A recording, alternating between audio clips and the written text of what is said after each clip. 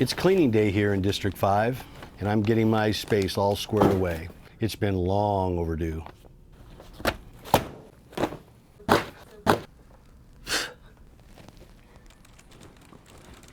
Whoa, this place looks incredible. Thanks, boss. Nice job. Mark?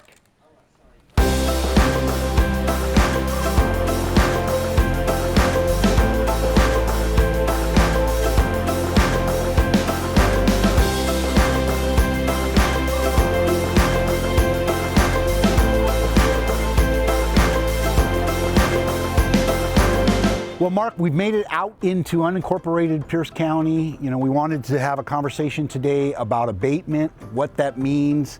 We've brought with us Melanie Halson from Planning and Public Works to give us an idea of what's involved in this process. So welcome, Melanie. Thank you. Tell us a little bit about yourself, what your job is, what you do. I am the Assistant Director at Planning and Public Works.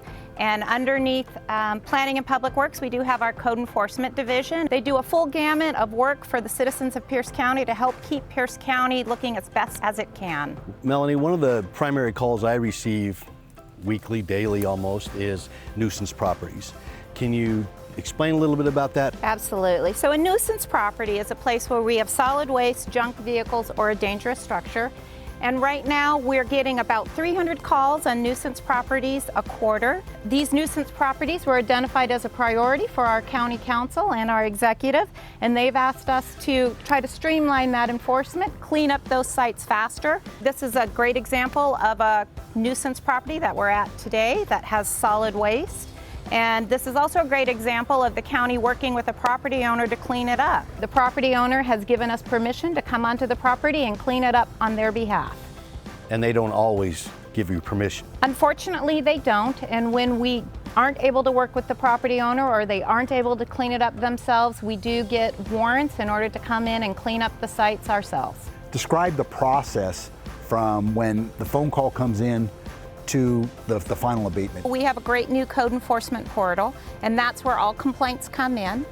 And I believe the URL is playing right underneath us. Once it comes in, we process that complaint within 5 days, and then we make contact with that property owner and get out to that site within a couple of weeks to verify the violation. We end up working with the property owner to bring them into our system to help them clean it up, or we do have to go through a court order.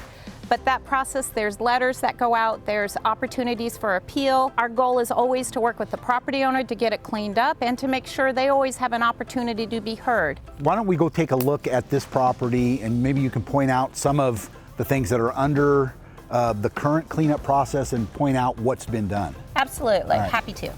Do we walk with swagger? Yeah, you gotta. Yeah.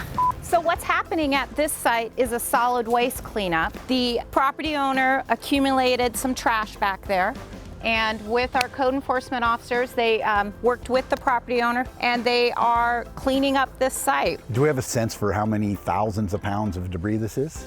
If you don't, you can say No, I don't. I don't. Craig, how much debris? 3? No, it'll be 2, so 80 cubic yards and like 16 tons. It's about 16 tons.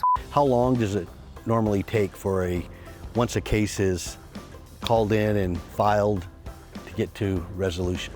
Our goal is to do it in 90 days, and that means either the site's been cleaned up or we've forwarded that complaint on to the prosecuting attorney's office. What are some of the biggest challenges that you face? We regularly face property owners that are very upset with us coming in, and that's hard to do because this is their home, this is where they live. Getting these properties cleaned up sends the message to others in the county, A, we're serious about enforcing this, and B, if there are problems in your neighborhood like this, let us know because we can come in and help you take care of them. Once the site is cleaned up, it's sold very quickly, and there's new investors coming in, living on that land, either developing it, reestablishing a home on it. It's restoring that community. Since 2007, our recoupment rate is 96%. That should be very comforting to the taxpayers to understand that not only are we making these investments, but we're doing it wisely and we're doing it in a manner that we can keep reinvesting this. Melanie, thank you so much for bringing us out here. Mark, you and I started out this journey down in the office. Probably not a great idea. Yeah, I think you did such a great job of that Melanie and I are going to head back downtown and get back to work. Why don't you stick out here and see if you can put that shovel to use? That's a great idea. Come on.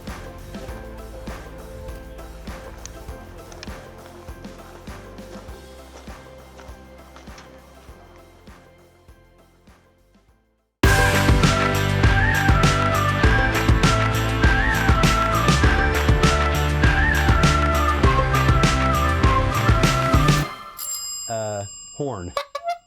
Bell. Most definitely horn. Mark, it's bell.